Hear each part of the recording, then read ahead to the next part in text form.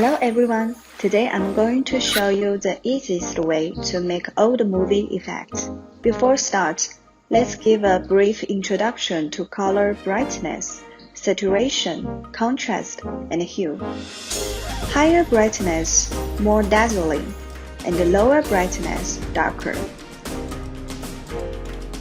Higher saturation, full color, lower saturation, staler. Higher contrast, the greater difference between different colors.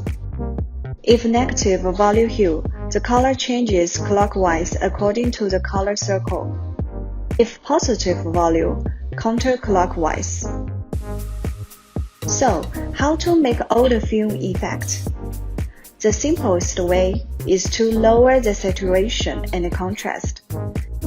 Here is the example. Set the saturation value to be 68. Set the contrast value to be 73. Here, I also want the video looks more green, so I set the hue value to be -8.